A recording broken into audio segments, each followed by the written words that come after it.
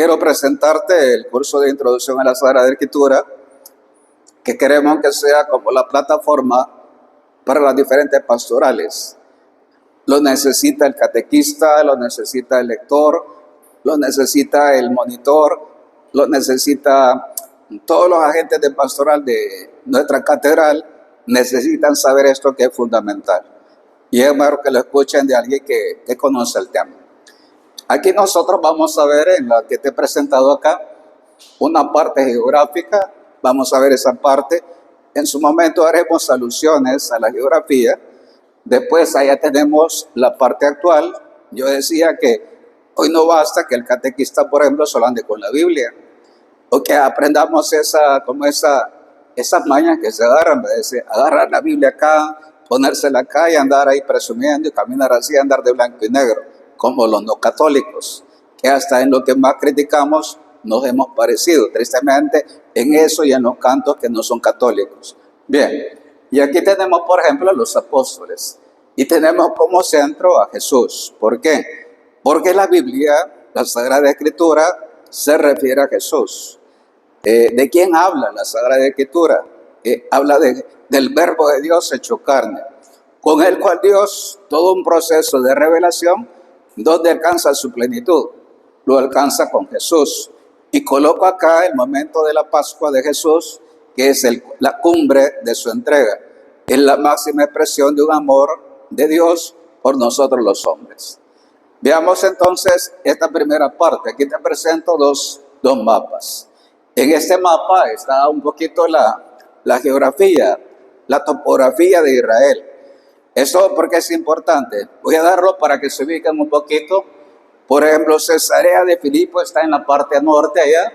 Después tenemos el mar de Galilea, atraviesa el río Jordán hasta el mar Muerto. Vaya, Jesús, por ejemplo, ¿dónde fue bautizado? Fue bautizado acá. El monte de las tentaciones, ¿dónde está? Está por acá también. ¿Dónde es que Jesús atraviesa el Jordán? ¿Y por qué se va el bautiza el Jordán? Es precisamente acá. Y voy a aclarar. Cuando Moisés viene con el pueblo de Egipto hasta la tierra prometida, entran por acá. Hay una carretera y un camino que va así paralelo. De aquí para acá es Israel, de aquí para acá es tierra pagana. ¿Qué hace? ¿Cómo entra el pueblo elegido? Entra por acá y entra acá. Aquí Moisés, por la duda que tuvo en su momento, solamente mira la tierra prometida, pero no entra. ¿Quién es el que entra y conduce al pueblo? Ese es Josué. Ahí nosotros entendemos el papel. ¿Por qué va Jesús ahí? Jesús va ahí porque Jesús es el nuevo Moisés y es el nuevo José, que atraviesa acá. Él es la cabeza del nuevo pueblo que lo va a llevar a la tierra prometida, que es la eternidad, la comunión con Dios Padre, Hijo y Espíritu Santo. Otro punto importante, aquí tenemos Jerusalén, está en esta parte de acá. Aquí tenemos Belén, aquí por ejemplo está Emaús, está cerca por acá también. Y las grandes guerras y los momentos del Antiguo Testamento donde se han librado. Si uno va por ejemplo a los filisteos, va el caso de David en las batallas contra ellos, ¿dónde se asientan ellos? Esta parte de acá. Esa parte norte es un enclave porque es muy rico, es muy importante esa parte en Israel. Era como un punto de encuentro de todos los pueblos. Cuando uno mira que vienen todos los pueblos por ejemplo, cuando Abraham emigra, entra por allá. Hay una media luna que se recorre así, voy a ponerla acá, ¿verdad? Viene Abraham desde acá, desde Ur de Caldea, entra hasta la tierra prometida. Esto hace una media luna. Es importante entender. Y aquí en esta parte, que estamos hablando de esta parte de acá, es donde hay puntos de encuentro. Y ahí es donde se realizan las grandes batallas. Lo primero que pierde Israel, porque es obvio, era un territorio disputado por los pueblos paganos y ellos. Va a ser esa parte, cuando se divide Israel en dos reinos, fruto del pecado de David y de sus hijos. Lo primero que se pierde es el reino del norte. Y la parte sur es la que al final queda. Voy a ser honesto, la menos rica es la parte sur. Esto es más rocoso, es más desierto. La parte norte es la parte más rica y más bonita de Israel. Eso es así. Donde encontramos los kibbutz, esa parte tan bonita, floreciente, es de esta parte para arriba. Para arriba. Nosotros vamos a encontrar en esta parte Samaria, ya les voy a enseñar el otro mapa, pero eso ya a nosotros nos da la clave de la Tierra Santa. Galilea es toda esta parte de acá. Y Jerusalén, Judá, es esta parte de acá. Por eso, si se fijan, la capital de Judá es Jerusalén. La capital de Galilea es Nazaret. Esto es importante para que usted se ubique cuando habla el Nuevo Testamento de esos lugares. Bien, y luego hablamos de las 3 religiones del libro. Hay 3 religiones que tienen el libro por inspirado. ¿Cuáles son? El judaísmo, el Tanakh. Decíamos, la T de Torah, la N de Nevi'im, profetas, y la K de Ketuvim. Estas 2 A se dicen en hebreo, pataj, son 2 A. Entonces, básicamente son consonantes que describen el canon judío, que tiene 39 libros. Luego nosotros vemos que el judaísmo, el cristianismo y el islam son 3 grandes religiones, muy antiguas y con un libro inspirado. Ahora, para nosotros es la Biblia, ese libro. Para los islamitas es el Corán.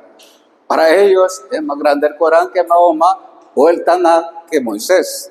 Eso es así. Pero para nosotros es más grande Jesucristo que la Biblia. ¿Eso qué quiere decir? Que la persona de Jesús va más allá del dato escrito. Esto es importante que usted lo entienda cuando hablamos de la Biblia en el lenguaje católico. Y aquí tenemos la región de Israel. En su momento se dice así. Esta parte, digamos que era Israel geográficamente. No era el punto más importante, ni bello, ni grande. Dice en su momento el profeta Ezequiel, dice, era el más despreciable de los pueblos. Y Dios lo elige. No lo elige porque fuera el más bello de la geografía. Lo elige porque era el más insignificante. Y es el país más pequeño. Geográficamente Israel tiene un equivalente en kilómetros cuadrados a El Salvador. Es una nación pequeña, pero más larga. Bien. Aquí nosotros vamos a ver que la Sagrada Escritura, lo he puesto allá, que quiere decir Biblia. Biblia es una palabra plural de biblos. Biblos en griego significa libro. Biblia es el plural que significa libros. Al hablar de Biblia estamos hablando de una biblioteca de 73 libros inspirados. 46 del Antiguo, 27 del Nuevo.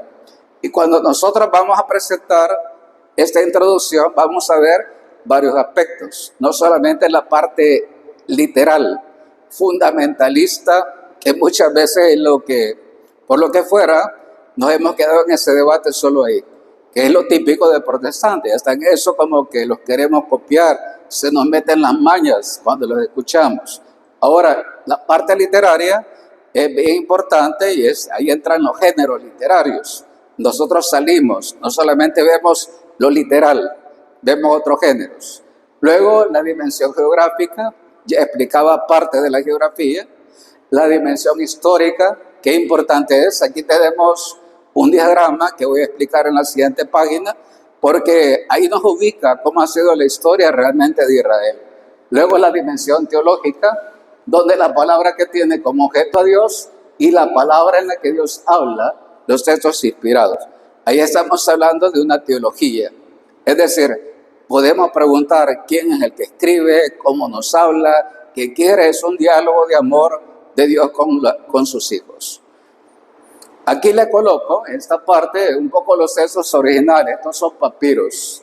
Básicamente tenemos papiros, códices y tenemos después en su momento, ya lo vamos a ver, otro tipo de material. Básicamente todos hechos a mano. En su momento describido, vamos a detenernos un poquito más en el tipo de escritura que había. Pero si usted se fija, ya este acercamiento ese es el original. Cuando hablamos de la Biblia, en el tiempo de Jesús, hablamos de este tipo de escritos. No estamos hablando de libros en absoluto. Los libros aparecen varios siglos después de los códices.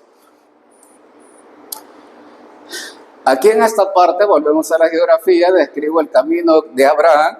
Esto es importante, cómo recorre, esa es la ruta de Abraham, del viaje de Abraham, viaja hasta ahí, vuelve a Hebrón, ¿verdad? Eso ahí, baja a Zoán y de ahí vuelve a subir hacia la parte sur de Israel. Luego aquí tenemos las tribus, los 12 hijos de Isaac. ¿Cuáles son, verdad? La tribu de Simeón, Judá, Benjamín, Dan, Efraín, Rubén, Gad, Manasés, Isaacar, Zabulón, Aser y Neftalí. Y arriba tenemos a Manasés. ¿Cómo se distribuyeron la tierra de Israel? De este modo. En el tiempo, después del asentamiento, cuando entran de la tierra, vienen de acá, decíamos en su momento, entran por acá. ¿Cómo se distribuye la tierra prometida? De este modo se le distribuye. Y aquí este mapa es el mapa de Israel en el tiempo de Jesús. Es importante, por ejemplo, cuando dice que los samaritanos no acogieron a Jesús. ¿Dónde se da eso? Cuando Jesús viajaba a pie, eso es muy bonito. Jesús viaja a pie de aquí, de Nazaret, viaja hasta acá y de aquí para acá. ¿Cuántas veces viaja el Señor? Recuérdese que en cada Pascua judía, ellos en caravana venían desde allá hasta acá. En una de esas caravanas es cuando Jesús se queda en el templo, cuando tenía 12 años. Pero si se fija, él tenía que atravesar el territorio samaritano. ¿Dónde es Samaria? Esta parte de acá. Esta Judea, Galilea y la Decápolis y Perea. Cuando hablamos de estas regiones, nosotros decíamos que en ese tiempo había 4 tetrarcas. Tetrarcas eran una especie de gobernadores o presidentes de esas naciones pequeñas. Estaba el gran emperador de Roma, César, y aquí estaba Pilato, usted se recuerda, Herodes en la parte acá, estaba Filipo, por ejemplo, en su momento dice, cuando le dice el bautista al adúltero, no te es lícito tener por mujer a la esposa de tu hermano. Habla de que el rey de acá estaba básicamente con la esposa de Filipo, el gobernador de ese momento que era el tetrarca. Bien, aquí tenemos esta parte y aquí el mapa de la geografía, donde nosotros lo contemplamos más bonito. Lo vamos a contemplar acá, en alto relieve. Si se fijan, aquí tenemos un corte, esto es Israel, este es el Mar Muerto, aquí decíamos, nace el río Jordán, nace acá, en esta parte de acá son unas montañas, nace el río Jordán, básicamente se vierte hacia el lago de Galilea o Tiberíades.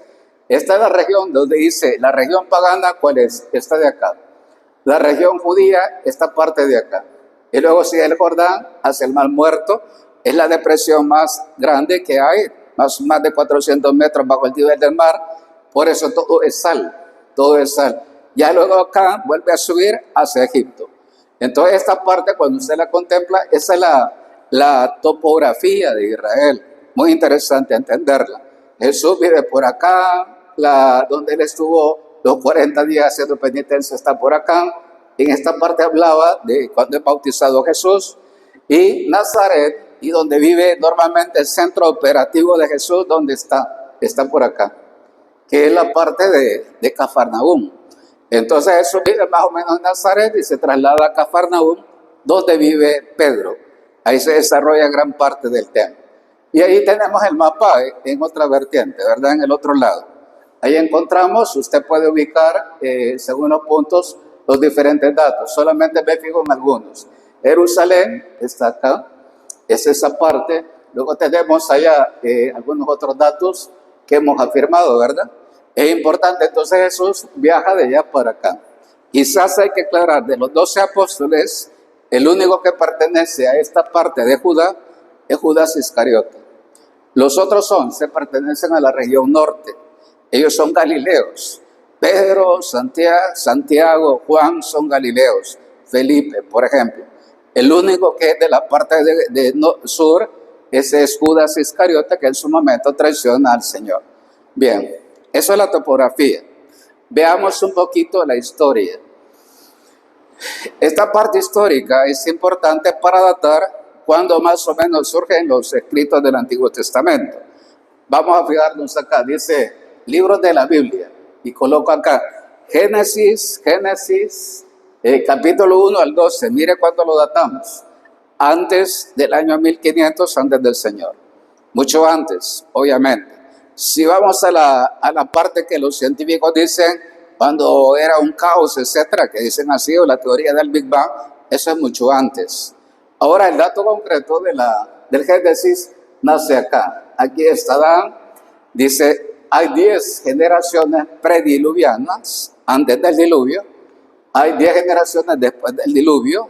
Esto es importante, ¿verdad? Cuando hablamos de Noé, esta parte es importante en el Génesis. Esto es el libro del Génesis en su prehistoria.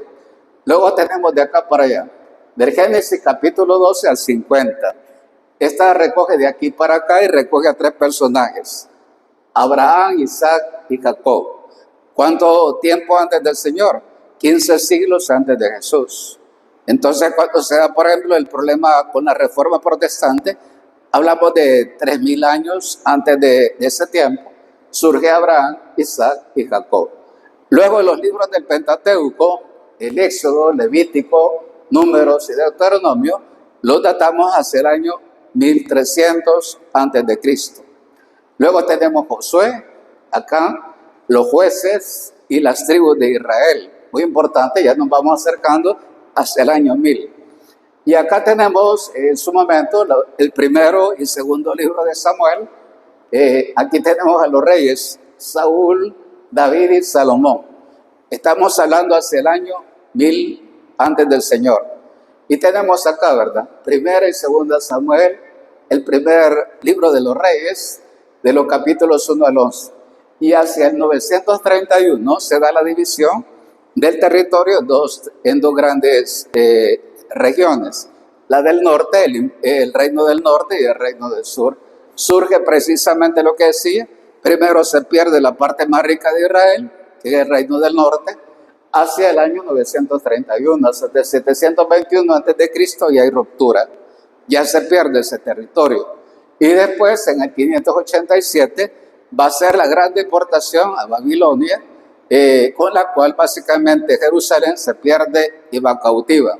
Desde el 587 hasta la venida de Jesús es un tiempo de reconstrucción.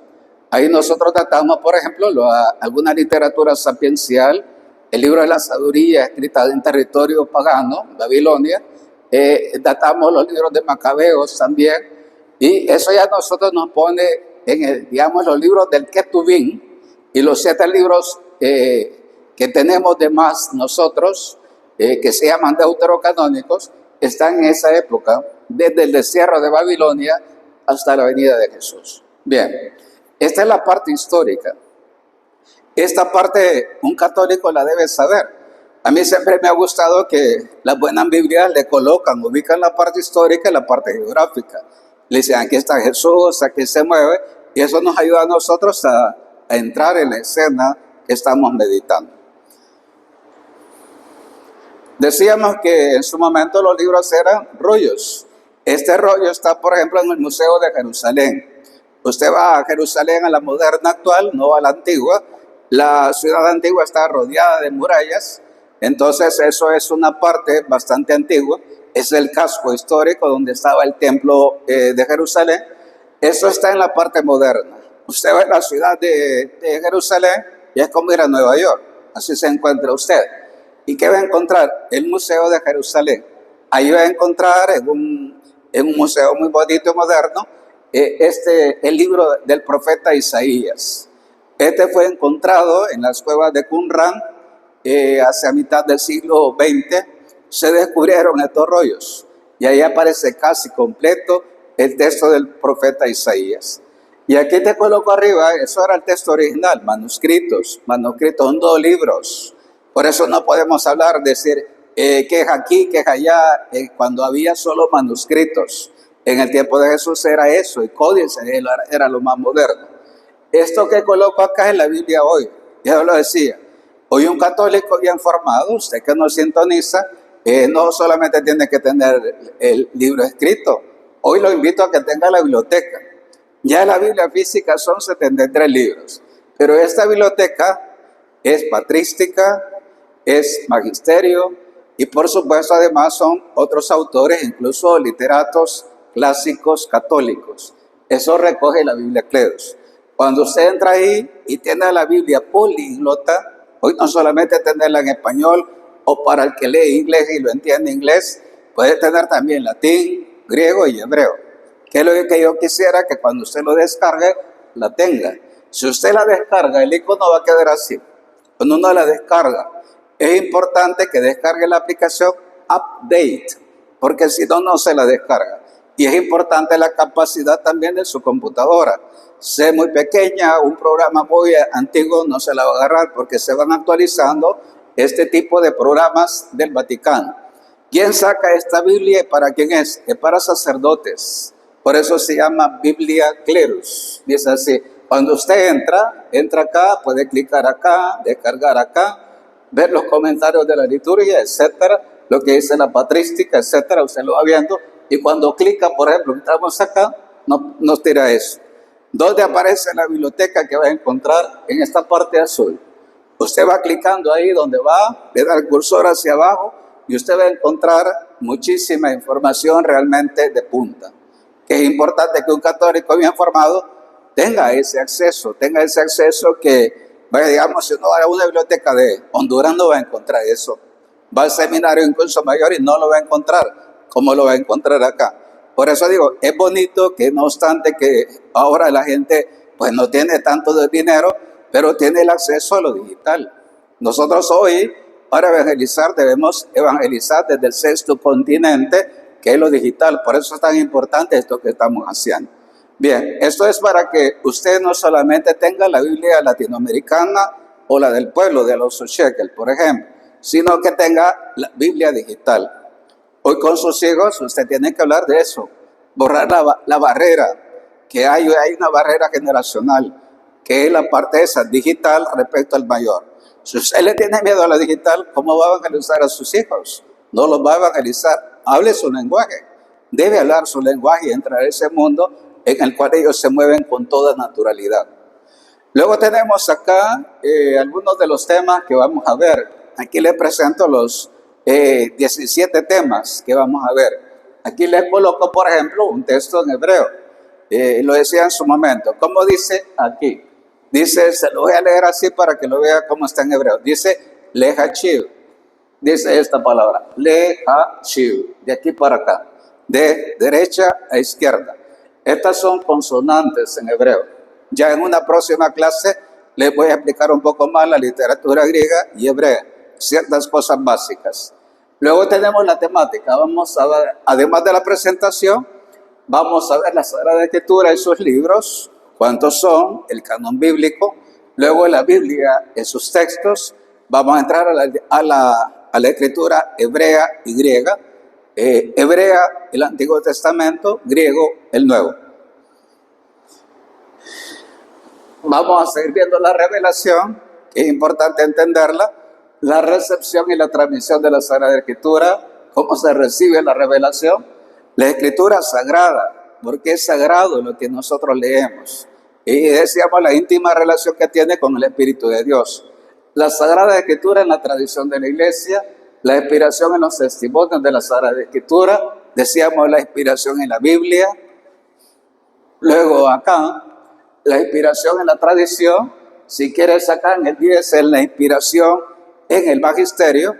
Luego vamos a ver la teología de la inspiración, ya vamos a especular en base a los temas anteriores, ya podemos hacer una mayor reflexión, más académica, más de altura, que es importante también conocer como católico. Vamos a ver los carismas, la verdad de la Sagrada Escritura, importante, la verdad, ¿por qué dice la verdad?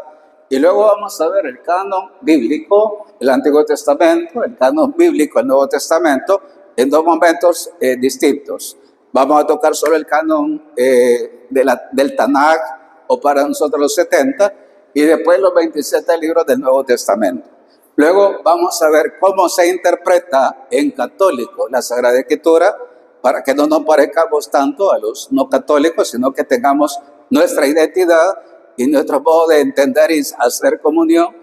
Luego los sentidos bíblicos, y cerramos con esta parte que es como poner en la plataforma a quien se forma bien para que de cara al futuro pueda investigar. Dios quiera que en su tiempo lleguemos a tener biblistas, laicos bien formados en este país.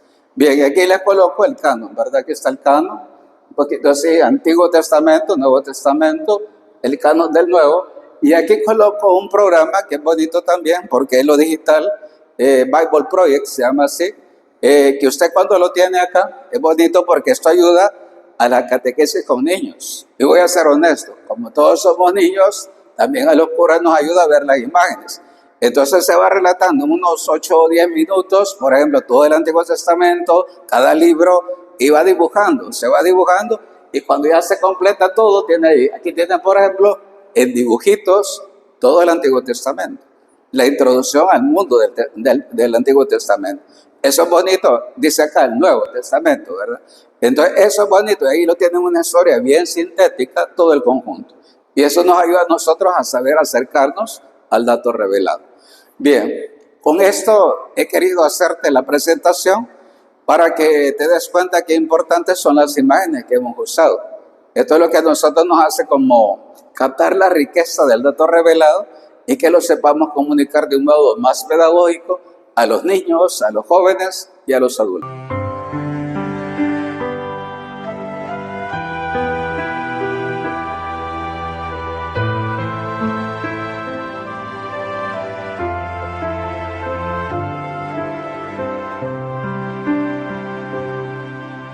Estás aquí, aunque no te pueda